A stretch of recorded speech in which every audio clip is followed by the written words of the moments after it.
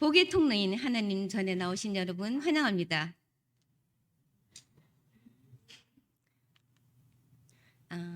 특별한 식사 초대. 이것은 노숙자들을 위한 특별한 만찬인데요. 미국의 코미디언이자 제작자인 그렉 벤스와 한 웹사이트가 협찬해서 만찬을 만들었는데요.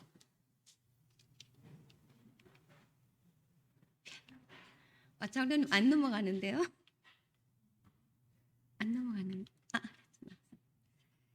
사회에서 냉대와 그 외면 속에서 정말 춥고 배고프고 그리고 외로운 이 노숙자들에게 이 그렉 벤스는 특별한 만찬을, 깜짝 만찬을 초대하게 됐어요. 그래서 이 노숙자들의 쉼터를 아주 고급스러운 레스토랑으로 꾸몄습니다. 또 50인의 노숙자들을 초청을 하기로 했는데요.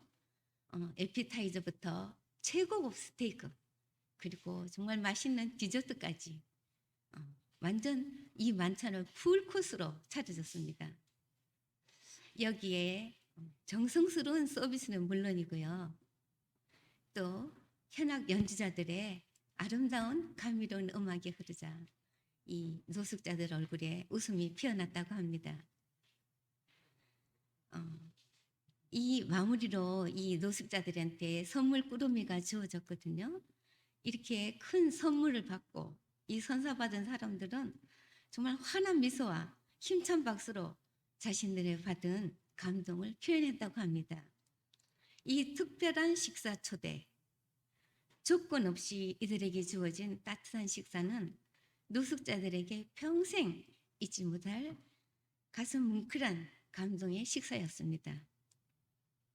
여러분, 누군가에게 자신의 처지보다 더 가분한 대접을 받았다면 어떤 기분일까요? 대통령에게 식사 초대를 받았다면 또 어떨까요? 하나님이 여러분에게 직접 밥을 차려주신다면 여러분은 어떤 마음이 드실까요? 오늘 밥을 차려주시는 하나님, 이 주례를 가지고 여러분과 말씀을 나누겠습니다.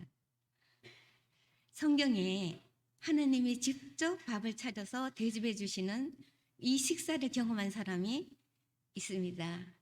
오늘 이 시간에 특별히 그들을 소개하고자 하는데요. 세 사람을 소개할 것입니다. 먼저 요한복음 21장 9절의 말씀을 보시겠습니다. 육지에 올라보니 숯불이 있는데 그 위에 생선이 놓였고 떡도 있더라.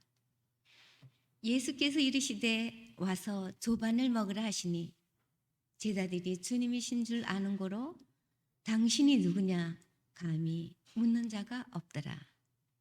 네, 여러분, 이 정면은 누가 누구에게 밥상을 차려주시는 것입니까? 네, 바로 예수님의 다시 십자가 사건 이후에 나타나셨던 일인데요. 예수님께서 제자들과 베드로에게 밥상을 차려주는 장면, 즉 바닷가에서의 아침 식사입니다.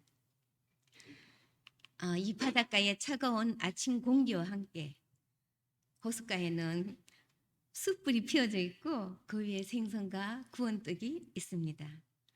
제자들은 밤새 그물을 던졌지만 고기를 한 마리도 잡지 못했어요. 그래서 제자들은 지치고 몹시 피곤해 있었습니다. 그때 주님께서 배 오른편에 그물을 던지라 말씀하셨거든요. 그러자 그물이 찢어질 듯 물고기가 잡히는 이 기적을 본 후 베드로는 예수님을 딱 알아봤습니다. 베드로는 겉옷을 걸치고 물속에 뛰어들어서 헤엄쳐 나왔습니다. 물에 흠뻑 젖은 베드로는 정말 불어오는 이 바닷바람으로 인해서 무척 추웠을 것입니다. 그런데 베드로에게 따뜻하고 맛있는 아침 식사를 차려주시는 예수님을 볼 수 있습니다. 예수님은 제자들을 위해서 손수 아침 식사를 준비해 주시고 너희가 지금 잡은 생선을 가져오라 말씀하십니다. 따뜻하고 온화한 눈빛으로 그들을 바라보시며 와서 조반을 먹으라 말씀하십니다. 예수님은 떡을 떼서 제자들에게 주시고 생선도 주십니다. 부드러운 초청의 식사는 참으로 잊을 수 없는 아름다운 광경입니다. 바닷가에서의 아침 식사는 이 아름다운 아침 식사를 마친 후에 예수님은 베드로에게 조용히 물으십니다. 시몬아, 네가 나를 사랑하느냐? 네, 여기에서 자신을 배반하고 도망했던 제자를 대하시는 예수님의 모습을 한번 생각해 봅시다. 예수님은 차려놓은 밥상 앞에서 베드로를 혼내셨나요? 아닙니다. 베드로를 혼내거나 꾸짖지 않으시는 모습입니다. 그런데 우리가 예수님이었다면 이렇게 말했을지도 모르겠습니다. 베드로야, 내가 어떻게 나를 배신할 수가 있느냐? 나를 배신하지 않을 것이라고 호언장담을 하더니 내가 체포될 때 그렇게 도망가고 다시 와서는 나를 모른다고 3번씩이나 부인을 하느냐? 내가 그동안 너를 얼마나 아꼈는지 생각해 보라.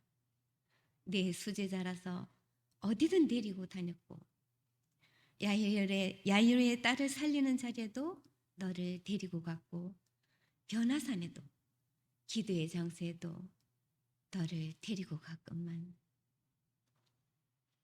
어떻게 너는 나를 버리고 도망갈 수가 있느냐?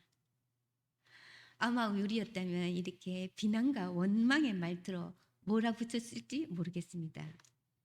그러나 예수님은 베드로를 어떻게 대하셨나요? 예수님은 부드러운 음성으로 대하시고 따뜻한 밥상을 차려주셨습니다. 밥을 다 먹고 나서 혼을 내셨나요? 끝까지 부드러운 음성으로 말씀하시며 내 양을 먹이라 말씀하십니다. 두 번째 하나님께서 밥상을 차려주신 사람을 만나보시겠습니다. 네, 열왕기상 19장 5절 6절 말씀입니다. 로뎀 나무 아래에 누워 자더니 천사가 그를 어루만지며 그에게 이르되 일어나서 먹으라 하는지라. 본즉 머리맡에 숯불에 구운 떡과 한 병 물이 있더라. 이에 먹고 마시고 다시 누웠더니 여호와의 천사가 또다시 와서 어루만지며 이르되 일어나 먹으라. 내가 갈 길을 다 가지 못할까 하노라 하는지라. 네, 여러분 로뎀나무 들으시면 단번에 엘리야를 떠올리시겠죠? 네, 지치고 허기지고 쓰러지는 엘리자에게 하나님께서 밥상을 차려주십니다. 잠에서 깨어나서 둘레둘레 둘러본 엘리야는 바로 머리맡에 숯불에 구운 떡과 물 한 병이 있어서 먹음직스럽게 놓여 있는 것을 보고 아주 맛있게 그 음식을 다 비웠습니다. 그리고 다시 누웠습니다. 한참 자고 난 후에 천사가 다시 어루만지며 말했습니다. 일어나서 먹으라. 내가 길을 이기지 못할까 하노라. 네, 참 하느님은 속도 없으시지요. 우리였다면 정신없이 자고 있는 엘리야를 발로 툭 건드리면서 이렇게 말했을 것입니다. 엘리야야, 갈매산 꼭대기에서 하늘로부터 불이 내려오는 기적을 보고 물에 흠뻑 젖은 제단이 모두 타는 기적을 보지 않았느냐? 3년 반이나 비가 내리지 않았던 때를 땅에 비를 내려주고 까마귀로 먹이고 사르밧에서도 기적으로 살았고 이보다 얼마나 더 큰 기적을 보여줘야 하겠느냐? 아직도 내 능력을 못 믿느냐? 겨우 이세벨이 죽이겠다고 한 말에 무서워서 국경을 넘다니 내가 너를 지킨다는 사실을 잊어버렸느냐? 네, 하느님은 비난하지 않으셨습니다. 하나님은 천사를 보내어 어루만지며 라고 성경에 적혀 있습니다. 부드럽게 어루만지며 밥을 먹으라고 깨우시고 밥을 2번씩이나 차려주시는 하나님이십니다. 선지자의 왕 166쪽 말씀을 보시겠습니다. 소코이니 집사님이 읽어주십니다. 하나님께서는 엘리야를 시련의 때에 버리셨는가? 그렇지 않았다. 엘리야가 자신이 하나님과 사람들에게 버림을 받았다고 느꼈을 때에도 하나님께서는 그의 기도의 응답으로 하늘로부터 불을 보내어 산꼭대기를 비추던 때와 똑같이 당신의 종을 사랑하셨다. 그리고 이제 잠자고 있는 엘리야를 부드러운 감촉과 상냥한 음성으로 일깨우셨다. 그는 원수가 그를 발견하지나 않았나 하는 두려움으로 마치 도망하려는 것처럼 놀라 일어났다. 그러나 그를 굽어보는 동정 어린 얼굴은 원수의 얼굴이 아니라 친구의 얼굴이었다. 네, 친구의 얼굴로 바라보시는 하나님. 그 하나님은 엘리야를 혼내시지 않으시고 따뜻한 밥을 차려주시는 하나님이십니다. 자, 하나님께서 3번째 밥상을 차려주시는 그 밥상을 받는 사람이 누구일까요? 하나님께서 차려주시는 밥상을 받는 사람은 바로 나입니다. 여러분 나입니다. 여러분이 이렇게 말하실 것입니다. 나라고요? 나는 하나님께 밥상을 받은 기억이 없습니다. 여러분 시편 23편 1절 2절 다 같이 읽어보시겠습니다. 시작. 여호와는 나의 목자시니 내게 부족함이 없으리로다. 그가 나를 푸른 풀밭에 누이시며 쉴만한 물가로 인도하시는도다. 맞습니다. 하나님은 우리의 목자이시고요. 우리는 그분의 목장에 있는 어린 양입니다. 하나님이 맛있고 싱싱한 풀밭으로 우리를 인도하여 주시고 또 그곳에서 실컷 풀을 뜯게 하시고 때가 되면 시원한 냇가로 인도하여 물을 마실 수 있게 해주십니다. 위험한 골짜기를 통과할 때에도 안전하게 인도하시며 일이나 짐승으로부터 지켜주십니다. 우리가 하나님의 목장에서 푸른 풀을 먹고 있음에 감사하십니까? 시원한 물가로 인도하심에 감사하십니까? 그런데 우리는 하나님이 공급해 주시는 풀을 뜯다가 쉬다가 다시 풀을 뜯습니다. 그리고 이렇게 생각합니다. 내가 먹는 풀보다 옆에 풀이 더 맛있어 보이는걸? 그리고 거기로 갑니다. 거기서 풀을 먹다가 저쪽의 풀이 더 맛있어 보여서 그쪽으로 가서 풀을 먹습니다. 한참 마음대로 먹다가 고개를 들어보니 이미 양무리에서 멀리 떨어져 있다는 사실을 알게 됩니다. 날은 저물어 어두워졌고 희망이 없다는 생각밖에 떠오르지 않았습니다. 악한 길에 빠져들었으니 이제는 결코 헤어날 수 없다는 생각뿐이었습니다. 이사야 53장 6절의 말씀에 우리는 다 양 같아서 그릇 행하여 각기 제갈 길로 갔거늘 여호와께서는 우리 모두의 죄악을 그에게 담당시키셨도다. 네, 우리는 양과 같이 각기 자기가 원하는 길로 갔다고 합니다. 이 상황에서 양이 할 수 있는 일이라고는 우는 것밖에 없습니다. 어두컴컴한 길을 가다 보니 낭떠러지에 떨어지고 가시에 찔리는 상황이 되었습니다. 이제 방법은 하나뿐입니다. 목자이신 예수님을 오시기를 기다리는 방법밖에요. 간절한 양의 울음소리가 점점 약해지고 힘이 빠져가는데 목자가 나타납니다. 목자는 양을 만나자마자 어떻게 했나요? 손으로 한 대 때리면서 아니 왜 맘대로 돌아다녀? 내 맘대로 다니면 이렇게 가시에 찔리고 죽게 되는데 맘대로 할래? 너 때문에 저녁도 못 먹고 이 밤중에 이게 무슨 고생이야? 몇 시간이나 위험한 길을 산길을 가파른 벼랑을 죽음을 무릅쓰고 올라오느라 다치고 지치고 힘들어 죽겠다. 이렇게 말씀하셨나요? 아닙니다. 실물교훈 188페이지를 보시겠습니다. 소코인 지사님께서 낭독하십니다.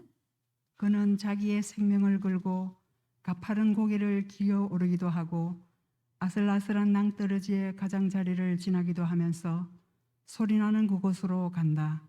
그가 그렇게 양을 찾아가는 동안 양의 울음소리가 점점 희미해가는 것을 듣고 그 양이 거의 죽어가고 있다는 것을 알게 된다. 마침내 그렇게 노력한 보람이 있어 잃었던 양을 찾게 된다. 그때 목자는 그 양이 자기에게 그처럼 많은 괴로움을 끼쳤다고 해서 그 양을 꾸짖지 않는다. 그는 양을 채찍으로 몰지도 아니하고 그는 양을 걷게 해서 집으로 끌고 오지도 아니한다. 그는 크게 기뻐하며 떨고 있는 양을 어깨에 맨다. 만일 그 양의 살이 찢어지거나 상처를 입었으면 그 양을 품에 꼭 안아 그의 품 온기로 양에게 생명을 줄 것이다. 그리고는 수고가 헛되지 않았다는 흐뭇한 마음을 가지고 그 양을 우리로 메고 간다. 목자는 양을 찾아서 어깨에 메고 기뻐하며 집으로 돌아와 친구들과 이웃을 불러 모으고 나와 함께 기뻐해 주시오. 내 잃었던 양을 찾았다오. 말씀하십니다. 혼내도 모자란데 어깨에 메고 오시다니요. 혼자 걸어가라고 앞서 보내며 막대기로 엉덩이를 때리며 몰지도 않으시고 안아주시고 소중하게 대하시며 어깨에 메고 오시는 모습입니다. 그럴 만한 자격도 그럴 만한 가치도 없는데 끝까지 사랑을 베풀어 주시는 모습입니다. 이 모습은 마치 탕자의 아버지가 잊어버린 탕자가 집에 돌아왔을 때 달려 나와서 안아주시고 반지를 끼워주시고 자기의 어깨에 거쳤던 넓고 좋은 외투를 아들의 남남 모습을 덮여주시는 아버지의 모습과 같습니다. 잃었던 아들의 초라하고 남루한 모습에 혼내거나 실망하거나 불쾌하며 소리 지르는 분이 아닌 따뜻한 아버지의 모습입니다. 그저 돌아온 그 자체를 기뻐하시며 잔치를 벌리시는 하나님이십니다. 실물교훈 206쪽에 있는 말씀인데요. 일어나서 그대의 하늘 아버지께로 돌아가라. 그리하면 그는 멀리까지 나와서 그대를 영접하실 것이다. 만일 그대가 회개하고 그분을 향해 한 걸음만 내딛는다 해도 그분은 재빨리 무한하신 사랑의 팔로 그대를 안아 영접하실 것이다. 그분의 귀는 통회하는 자의 부르짖음을 듣기 위해 열려 있다. 그렇습니다. 우리의 하늘 아버지는 한 걸음만 내디뎌도 기다렸다는 듯이 사랑의 팔로 안아 영접하시는 분입니다. 우리는 하늘 아버지가 차려주신 밥상에 감사해야 합니다. 그런데 자신들이 치료되자마자 환호성을 지르며 달려가는 9명의 문둥병자가 아니라 하나님께 돌아와 감사와 찬송을 돌리는 한 명의 문둥병자와 같이 되어야 할 것입니다. 그런데 우리는 어떻게 하고 있나요? 마태복음 18장 28절에 여기에 나오는 종처럼 자기에게 100데나리온의 빚을 진 동료 한 사람을 만나서 붙들어 목을 잡고 빚을 갚으라고 종용하는 모습입니다. 하나님께서는 나에게 1만 달란트를 탕감해 주셨는데도 우리는 동료를 용서하지 못하는 모습입니다.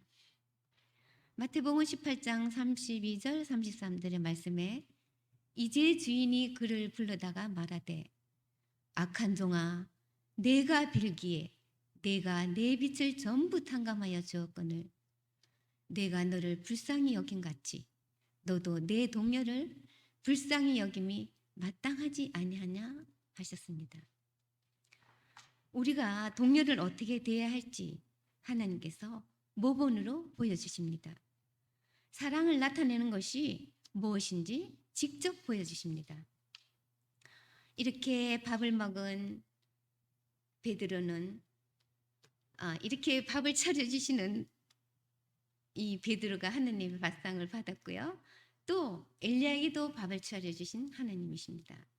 나에게도 밥을 차려주시는 하느님, 우리를 어떻게 대하셨나요? 혼내거나 꾸짖거나 이렇지 않으시고 덮어주시고 미래를 보시고 믿어주시고 일하도록 하시는 하나님이십니다. 이렇게 밥을 먹은 베드로는 하느님의 말씀을 땅끝까지 전하는 사도가 되었고요. 이렇게 밥을 먹은 엘리야는 40일, 40년을 걸어 하느님의 산 호렙에 갈 힘을 얻고 하느님의 사업을 끝까지 이루어냅니다. 하나님은 우리에게 밥을 차려주시며 우리를 믿어주시고 앞으로 하나님의 일을 할 힘을 주십니다. 하나님이 베풀어 주신 사랑을 생각하면 우리도 누군가에게 밥을 차려주는 사람, 누군가를 믿어주는 사람이 되어야겠다는 생각이 듭니다. 간혹 우리는 자신의 감정이나 기분을 앞세워서 남을 지적하고 조금도 배려나 양보 없이 생각 없이 말해서 상대방의 마음을 상하게 하기도 합니다. 하나님이 나의 잘못을 지적하지 않으시고 따뜻하게 대하셨던 것처럼 우리도 성도들과 이웃을 대해야겠습니다. 베드로를 대하신 하느님의 모습을 시대의 소망을 통해서 다시 한번 보시겠습니다. 서크인 지사님 읽어주세요. 베드로를 취급하신 구주의 방법에는 그를 위한 교훈과 그의 형제들을 위한 교훈이 들어 있었다. 그것은 범죄자를 인내와 동정과 용서하는 사랑으로 대하도록 그들을 가르쳤다. 비록 베드로는 주님을 부인했지만 그에 대한 예수님의 사랑은 결코 흔들리지 않았다. 그리스도 아래서 동역하는 목자들은 이와 똑같은 사랑을 그들에게 맡겨진 양들에 대하여 느껴야 한다. 자신의 연약함과 실수를 기억하면서 베드로는 그리스도께서 자기를 대신하신 것처럼 자기의 양떼를 대해야만 하였다. 네, 선지자의 왕에서 보면은 엘리야를 대하신 하느님의 모습을 확인할 수 있는데요. 영혼들로 죄를 깨닫고 회개하도록 하는 것은 항상 가장 해박한 하나님의 진리를 드러내므로 되는 것이 아니다. 사람들의 마음을 감동시키는 것은 웅변이나 논리가 아니요 성령의 아름다운 감화로 말미암는 것이다. 성령의 감화는 조용하고 분명하게 성품을 변화시키고 향상시킨다. 하나님의 성령의 세미한 소리가 마음을 변화시키는 능력을 가졌다. 네, 하나님의 사랑만이 우리를 변화시킨다고 말합니다. 다른 사람이 변화되는 것도 성령의 아름다운 감화로 변화되고 향상된다고 영감의 글에 적혀 있습니다. 마지막으로 다 같이 시편 23편 다 같이 낭독하시겠습니다. 시작. 여호와는 나의 목자시니 내게 부족함이 없으리로다. 그가 나를 푸른 풀밭에 누이시며 실만한 물가로 인도하시는도다. 내 영혼을 소생시키시고 자기 이름을 위하여 의의 길로 인도하시는도다. 내가 사망의 음침한 골짜기로 다닌다지라도 해를 두려워하지 않을 것은 주께서 나와 함께 하심이라. 주의 지팡이와 막대기가 나를 안위하시나이다. 주께서 내 원수의 목전에서 내게 상을 차려주시고 기름을 내 머리에 부으셨으니 내 잔이 넘치나이다. 내 평생의 선하심과 인자하심이 반드시 나를 따르리니 내가 여호와의 집에 영원히 살리로다. 하나님은 원수의 목전에서 내게 밥을 차려주십니다. 기름으로 내 머리를 부어주시는 따뜻한 하나님이십니다. 우리를 선하심과 인자하심으로 대하시며 우리에게 밥을 차려주시는 하나님, 하나님의 진심과 사랑을 깨닫게 되기를 원합니다. 아멘. 우리에게 진심 어린 사랑을 주시는 하나님께 마음을 다해 감사드리기를 원합니다. 아멘. 모든 것을 공급해 주시고 사랑으로 대해 주시는 하나님의 집에 여러분 영원히 거하시게 되기를 소망합니다. 네, 세계 여성 전도 강주 주간을 맞이해서 이렇게 다녀서게 되었는데요.